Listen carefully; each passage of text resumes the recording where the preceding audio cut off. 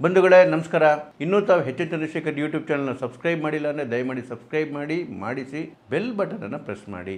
ತಮಿಳುನಾಡಿನ ಚುನಾವಣೆ ರಿಸಲ್ಟು ಎಲ್ರಿಗೂ ಒಂಥರ ತಲೆ ತಿರುಗಿಸ್ಬಿಟ್ಟಿದೆ. ಯಾಕೆ ಅಂತ ಹೇಳಿದ್ರೆ ವಿಜಯ್ ಈ ಮಟ್ಟದಲ್ಲಿ ಗೆಲುವು ಸಾಧಿಸ್ತಾರೆ ಅಂತೇಳಿ ಯಾರೂ ಅಂದ್ಕೊಂಡಿರಲಿಲ್ಲ. ಒಂದು ಸತ್ಯ ಅಂತ ಎಲ್ರಿಗೂ ಗೊತ್ತಿತ್ತು, ಯಾವುದೇ ಕಾರಣಕ್ಕೂ DMK ಮತ್ತೆ ಆರ್ಸಿ ಬರೋದಿಲ್ಲ ಅಂತೇಳಿ ಭಾಳ ಚೆನ್ನಾಗಿ ಗೊತ್ತಿತ್ತು. ಆದರೆ ವಾಪಸ್ಸು ADMK ಅಲಿಯನ್ಸ್ ಬರುತ್ತೆ ಅಂತೇಳಿ ಭಾಳ ಜನ ಅಂದ್ಕೊಂಡಿದ್ರು.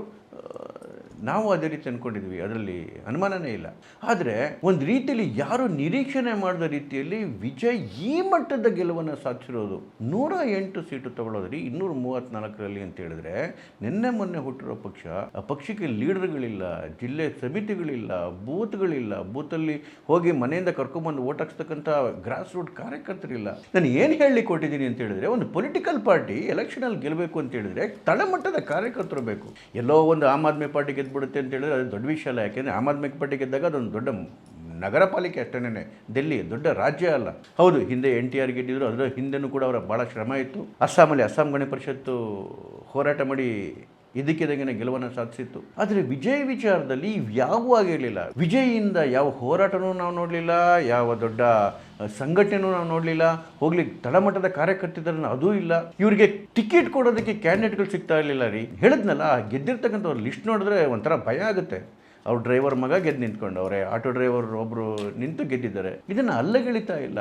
ಆದರೆ ರಾಜಕಾರಣದ ಹಿನ್ನೆಲೆಯಲ್ಲೇ ಇಲ್ಲಿರ್ತಕ್ಕಂಥವ್ರು, ಹೋರಾಟದ ಹಿನ್ನೆಲೆಯಲ್ಲಿ ಇಲ್ಲಿರ್ತಕ್ಕಂಥದ್ದು, ನಾನು ಹೇಳ್ತಿರ್ತಕ್ಕಂಥದ್ದು ಅವ್ರ ವೃತ್ತಿ ಅಲ್ಲ ಇಂಪಾರ್ಟೆಂಟು.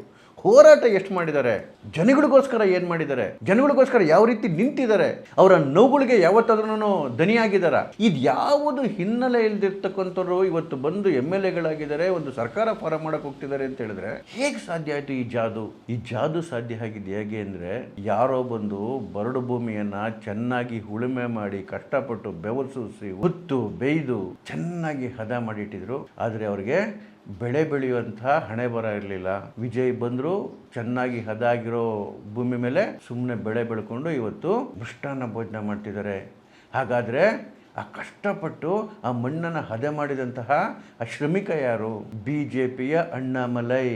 ಹೌದು ರೀ, ಕರ್ನಾಟಕದಲ್ಲಿ IPS ಆಗಿದ್ದಂಥವ್ರು ರಾಜೀನಾಮೆ ಕೊಟ್ಟು ಅವರ ಐಡಿಯಾಲಜಿ ಹೊಂದತಕ್ಕಂಥ BJPಯನ್ನು ಜಾಯಿನ್ ಆಗಿ ಇಡೀ ತಮಿಳುನಾಡಲ್ಲಿ BJPಯ ಪತಾಕೆಯನ್ನು ಹಾರಿಸ್ತೀನಿ ಅಂತ ಹೇಳಿ BJPಯ ನೇತೃತ್ವವನ್ನು ವಹಿಸಿ ಇಡೀ ತಮಿಳುನಾಡಲ್ಲಿ ಒಂದು ಹೊಸ ಅಲೆಯನ್ನು ಸೃಷ್ಟಿ ಮಾಡಿದ್ರು. ಈ ಅಲೆ ಸೃಷ್ಟಿ ಮಾಡಿದ್ರು ಹೇಗೆ ಅಂತೇಳಿ ನಿರಂತರ ಹೋರಾಟದ ಮೂಲಕ, ನಿರಂತರ ಪ್ರವಾಸದ ಮೂಲಕ. ನೋಡಿ, ಅಣ್ಣಾಮಲೈ ಇಡೀ ತಮಿಳುನಾಡಲ್ಲಿ ಒಂದು ಯಾತ್ರೆ ಮಾಡಿದ್ರು. 234 ಕಾನ್ಸ್ಟಿಟ್ಯೂನ್ಸಿಗಳನ್ನು ಮುಟ್ಟದಲ್ಲಿ.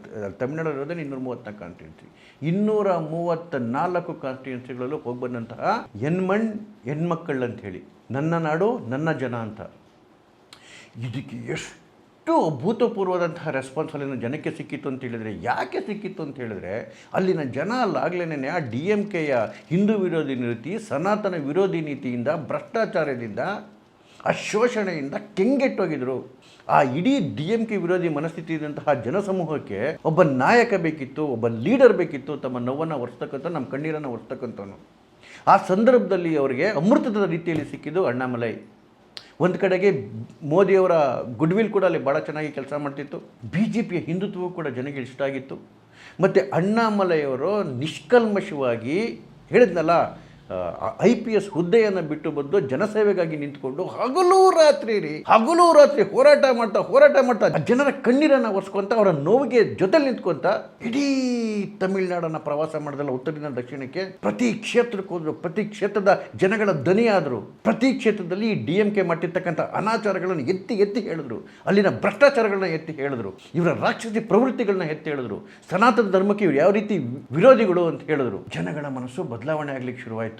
ಅಟ್ಲೀಸ್ಟ್ ಈ DMKನ ನಿರ್ನಾಮ ಮಾಡೋದಕ್ಕೆ ಒಂದು ಶಕ್ತಿ ಉದಯ ಆಗಿದೆ, ಒಂದು ಆಲ್ಟರ್ನೇಟ್ ಶಕ್ತಿ ಉದಯಿಸ್ತಾ ಇದೆ ಅಂತಕ್ಕಂಥ ಭಾವನೆ ನಿರ್ಮಾಣ ಆಯಿತು. ಇಡೀ ತಮಿಳುನಾಡಲ್ಲಿ ಒಂದು ಹೊಸ ಸಂಚಕಾರ ಆಯಿತು. ಆದರೆ ದುರದೃಷ್ಟವಶಾತ್ AIADMKಯ ಸಂಚಿಗೆ ಬಲಿಯಾಗಬೇಕಾಯಿತು BJP. 2024ರ ಚುನಾವಣೆಯಲ್ಲಿ AIADMK ಮತ್ತು BJP ಸಪರೇಟಾಗಿ ನಿಂತಾಗ ಇದೇ ವಿಚಾರದಲ್ಲಿ BJP ಮತ್ತು ಅಲಯನ್ಸ್ಗೆ 18% ಓಟನ್ನು ಬಿತ್ತು. BJPಗೇನೆ ಇಂಡಿಪೆಂಡೆಂಟಾಗಿ ಫಸ್ಟ್ ಟೈಮ್ 11.5% ಓಟ್ ಬಿತ್ತು. ಆದರೆ ಇವೆರಡೂ ಪಕ್ಷಗಳ ಓಟ್ಗಳು ಸ್ಪ್ಲಿಟ್ ಆಗಿದ್ದಕ್ಕೆ ಒಂದು ಸೀಟ್ ಗೆಲ್ಲಕ್ಕಾಗಲಿಲ್ಲ ತಮಿಳುನಾಡಲ್ಲಿ. 39ಕ್ಕೆ 39 ಸೀಟ್ಗಳು DMK ಮತ್ತು ಅದರ ಮಿತ್ರ ಪಕ್ಷಗಳ ಪಾಲಾಯಿತು. ಇದರಿಂದ BJP ಹೈಕಮಾಂಡ್ ಸ್ವಲ್ಪ ಗೊಂದಲಕ್ಕೀಡಾಯಿತು. ವಿಧಾನಸಭಾ ಚುನಾವಣೆಯಲ್ಲೂ ಕೂಡ ಇದೇ ರೀತಿ ನಾನ್ DMK ಓಟುಗಳು ಅಥವಾ ಆಂಟಿ ಇನ್ಕಂಬನ್ಸಿ ಓಟುಗಳು ಸ್ಪ್ಲಿಟ್ ಆದರೆ ಮತ್ತೆ DMK ಅಧಿಕಾರಕ್ಕೆ ಬರುತ್ತೆ. ಯಾವುದೇ ಕಾರಣಕ್ಕೂ DMK ಅಧಿಕಾರಕ್ಕೆ ಬರಬಾರದು, ಇದು ರಾಷ್ಟ್ರಹಿತಕ್ಕೋಸ್ಕರ ಅಂತ ಹೇಳಿ BJP ಹೈಕಮಾಂಡ್ ಕೂಡ ವಿಧಿ ಇಲ್ದಂಗೆ ನಿರ್ಧಾರ ತಗೋಬೇಕಾಯಿತು. ನಾವು AIADMK ಜೊತೆಗೆ ಹೋಗ್ತೀವಿ ಅಂತೇಳಿ. ಅಷ್ಟೊಂದು AIADMK ಕೂಡ ತುಂಬ ನಾಟಕ ಆಡ್ಬಿಟ್ಟಿತ್ತು, ನಾವು ನಿಮ್ಮ ಜೊತೆ ಇರ್ತೀವಿ, ರಾಷ್ಟ್ರೀಯತೆ ಜೊತೆಗೆ ಇರ್ತೀವಿ ಅಂತೇಳಿ. ವಿಧಿ ಇಲ್ಲದೆ AIADMK ಜೊತೆ ಹೋಗಬೇಕಾಯಿತು. ಆದರೆ ಅಲ್ಲಿನ ಜನ ಅದನ್ನು ಒಪ್ಕೊಳ್ಳೋ ಸ್ಥಿತಿಲಿರಲಿಲ್ಲ. ಯಾವ DMK ವಿರೋಧಿಯಾದಂತಹ ಒಂದು ವಾತಾವರಣವನ್ನು ಅಣ್ಣಾಮಲೈ ಸೃಷ್ಟಿ ಮಾಡಿದರು, ಯಾವ ಒಂದು ಮಣ್ಣನ್ನು ಹದ ಮಾಡಿ ಬೆವರು ಸೂಸಿ ಅದನ್ನು ಫಲವತ್ತಾಗಿ ರೆಡಿ ಮಾಡಿಟ್ಟಿದ್ರು, ಅದರ ಫಲವನ್ನು ಉಣ್ಲಿಕ್ಕೆ ಅಣ್ಣಾಮಲೈ ಕೈಲಾಗಲಿಲ್ಲ. ಅದನ್ನು ಈಸಿಯಾಗಿ ಯಾವುದೇ ಶ್ರಮ ಪಡದೆ, ಒಂದು ಹೋರಾಟ ಮಾಡದೆ, ಒಂದು ಹನಿ ಬೆವರನ್ನು ಸುರಿಸದೆ ವಿಜಯ್ ಬಂದರು. ಬೀಜ ಸುಮ್ಮನೆ ಹಿಂಗೆ ಎಸೆದ್ರು, ಅದ್ಭುತವಾದಂತಹ ಫಲ ಬಂತು. ಇವತ್ತು ಮೃಷ್ಟಾನ್ನ ಭೋಜನ ಮಾಡ್ತಾ ಇದ್ದಾರೆ. ನೋಡಿ ಹಣೆ ಬರಗಳು ಹೇಗಿರುತ್ತೆ ಅಂತ ಹೇಳಿ. ಖಂಡಿತವಾಗ್ಲೂ ಅವತ್ತು ಅಣ್ಣಾಮಲೈ ದಾರಿನಲ್ಲೇ ಇಂಡಿಪೆಂಡೆಂಟ್ ಆಗಿ ಏನಾದರೂ ಹೋಗಿಟ್ಟಿದ್ರೆ BJP ಕನಿಷ್ಠ ಒಂದು 35-40 ಸೀಟ್ಗಳು ಬಂದ್ಬಿಡ್ತಿತ್ತು. ವಿಜಯ್ಗೂ ಕೂಡ ಒಂದು 50-60 ಸೀಟ್ ಬರ್ತಿತ್ತೇನೋ. ಎರಡು ಅಲಯನ್ಸಲ್ಲಿ ಸರ್ಕಾರ ಮಾಡಿದರೆ ಮುಂದೆ ಬರ್ತಿರ್ತಕ್ಕಂತಹ ದಿನಗಳಲ್ಲಿ BJPಯ ಮೇಲುಗೈ ಖಂಡಿತವಾಗ್ಲೂ ಆಗೋದು. ನಾನು ಹೇಳ್ತಿರೋದು ಕನಿಷ್ಠ 30-40 ಅಥವಾ ಎಲೆಕ್ಷನ್ ರಿಸಲ್ಟನ್ನೇ ಉಲ್ಟಾಗಿದ್ರು ಹೇಳಲಿಕ್ಕೆ ಆಗ್ತಿರ್ಲಿಲ್ಲ. ಈ ವಿಜಯ್ ಬಂದಿರೋ ಸೀಟ್ಗಳನ್ನೇ BJPಗೆ ಬಂದ್ಬಿಡ್ತಿತ್ತೇನೋ ಆಗ. ಆದರೆ ಅದೇನೋ ಹೇಳ್ತಾರಲ್ಲ, ಗೆರೆ ಚೆನ್ನಾಗಿತ್ತು ವಿಜಯ್, ಯಾವ ಹೋರಾಟನೂ ಮಾಡಿದೆ, ಏನೂ ಬೆವರು ಸುರಿಸದೆ ಇವತ್ತು ಅಧಿಕಾರ ಪಡ್ಕೊಂಬಿಟ್ರು. ಎಲ್ಲವನ್ನು ಹೋರಾಟ ಮಾಡಿ ಅದಕ್ಕೆ ತಂದಂತಹ ಅಣ್ಣಾಮಲೈ ಇನ್ನೂ 5 ವರ್ಷ ಕಾಯಬೇಕಾದಂಥ ಪರಿಸ್ಥಿತಿ ನಿರ್ಮಾಣ ಆಗಿದೆ. ಆದರೆ ಇದು ಅಂತ್ಯ ಅಲ್ಲ, ಆರಂಭ.